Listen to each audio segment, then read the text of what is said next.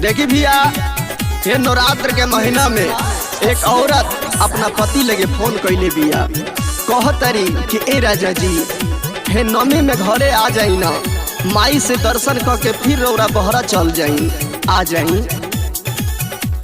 नमी में आ जा घरवा हो, हे हो पिया ड्राइवरवा, नमी में आ जा घरवा हो, हे हो पिया ड्राइवरवा, पिया ड्राइवरवा हो, पिया ड्राइवरवा हो, राजा ड्राइवरवा, आ जाना घरवा हो, या जाना घरवा हो, या जाना घरवा, पूजा करे जाइबो भिनु सरवा हो, हे हो पिया ड्राइवरवा, नमी में आ जा घरवा हो, हे हो पिया ड्राइवरवा।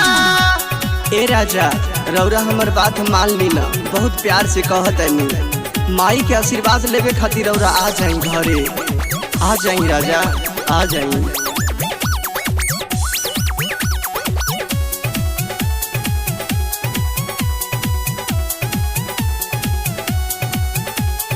माई से मांगब गोदी में लालनमा, पूरा हो जाई हो हमरो सपनमा,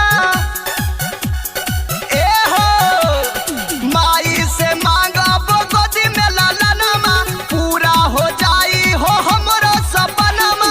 आ गईले महेश एडिटरवा हो, ये हो पिया ड्राइवरवा, आ गईले संतोष डायरेक्टरवा हो, ये हो पिया ड्राइवरवा, नमी में आ जा घरवा हो, हे हो पिया ड्राइवरवा, पूजा करे जाइबो भिनु सरवा हो, हे हो पिया ड्राइवरवा, पूजा करे जाइबो भिनु सरवा हो, हे हो पिया ड्राइवरवा।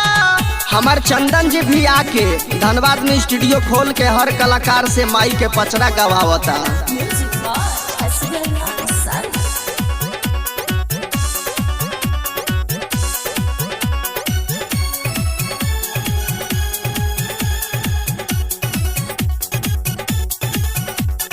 घर ही में नगो बैठाइब हम कलसा, पूरा क दी है मैया हमर ललसा, हमर ललसा।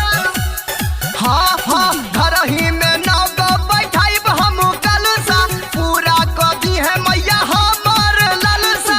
पान फूल चढ़ाइब बेलपतरवा हो, ये हो पिया ड्राइवरवा, पान फूल चढ़ाइब बेलपतरवा हो, ये हो पिया ड्राइवरवा, नमी में आ जा घरवा हो, हे हो पिया ड्राइवरवा, नमी में आ जा घरवा हो, हे हो पिया ड्राइवरवा, पूजा करे बो भिनु सरवा हो, हे हो पिया ड्राइवरवा।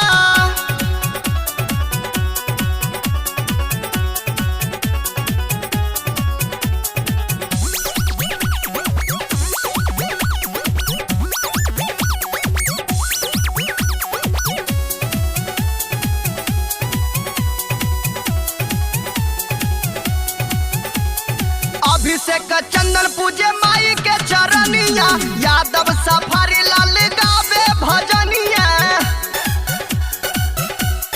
हाँ हाँ अभिषेक चंदन माई के पूजे चरनिया, यादव सफारी लाल गावे भजनिया। नाचेला सोनू गीत करावा हो, ये हो पिया ड्राइवरवा, नाचेला सोनू गीत करावा हो, हे हो पिया ड्राइवरवा, नमी में